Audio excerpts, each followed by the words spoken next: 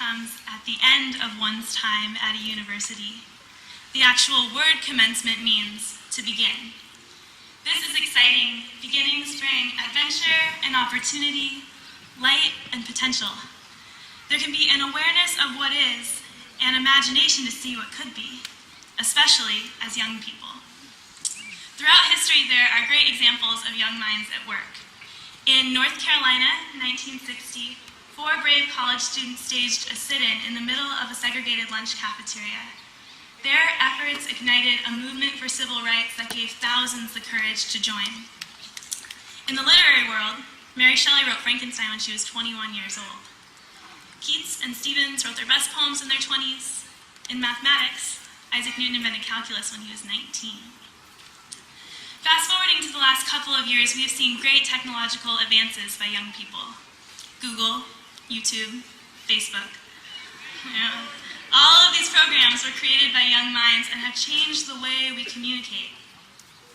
Also exciting, in this political age of hope, we have seen a shift towards activism, volunteerism, and humanitarian aid. We have seen a movement to stop global warming. More than ever, Americans are realizing that the way we treat one another and this earth matters. We know this is important. In fact, humanity depends on it. Our class, the class of 2009, yeah, I'm going to keep going though. Our class understands the importance of service. Our sophomore year, we helped to complete over 100,000 hours of service. Yeah. We know that there are serious issues in our local, national, and international communities that we have the ability to address. We know that today, May 23rd, 2009, we still live in a world where all are not treated equally. This is where imagination comes in.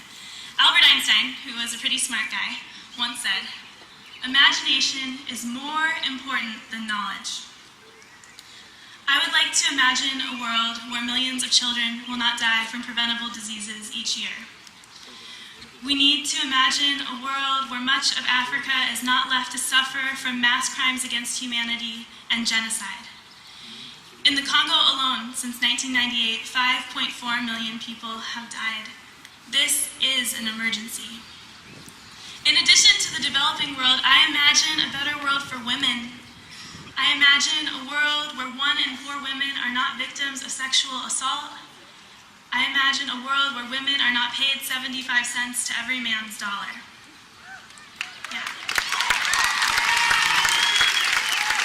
Just a few months ago, we in California were faced with issues of equality in our own elections. I am proud to imagine that soon our state and our country will say to every couple, regardless of sexual orientation, you have the right to marry.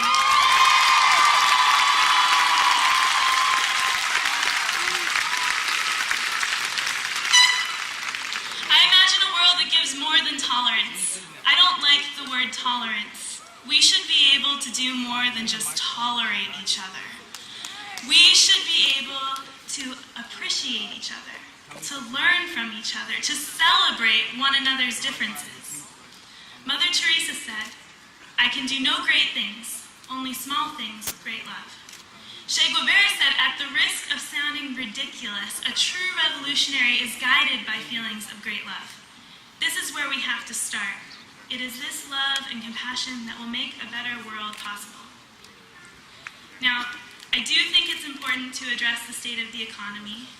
Practically speaking, going out in the job market in a very large economic crisis is less than ideal.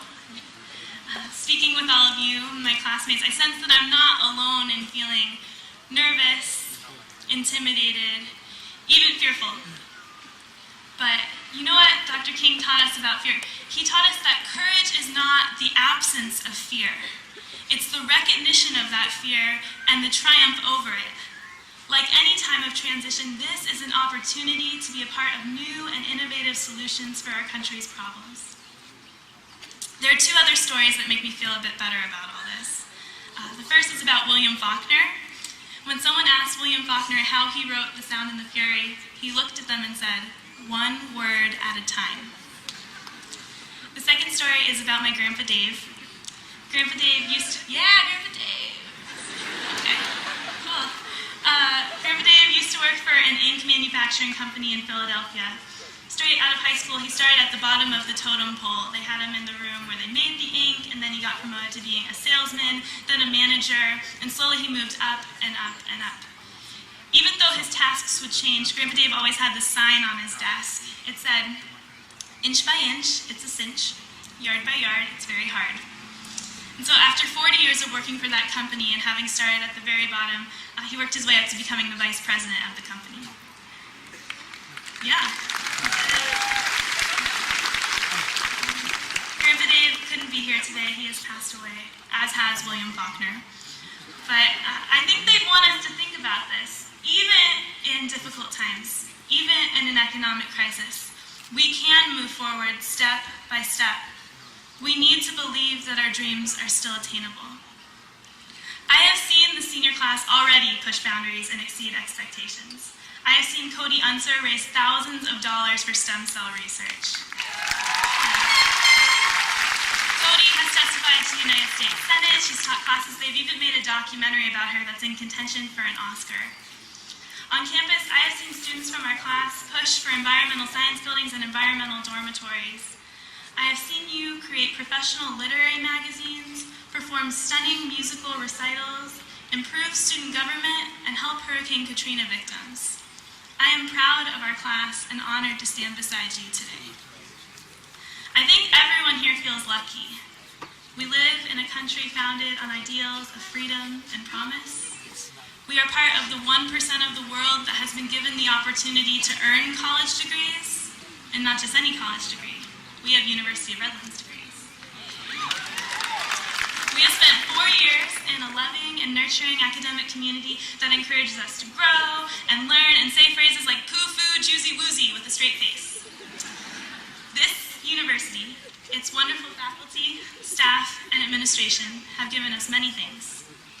Most important, they've given us the tools to make a better world and are counting on us to use them. And so on this commencement day, let us celebrate not only what we have achieved in receiving these degrees, but the beginning of the next chapter of our lives. Let us begin professional lives of integrity. Let us continue personal practice of compassion. And let us believe in the power of young people to do extraordinary things. Thank you.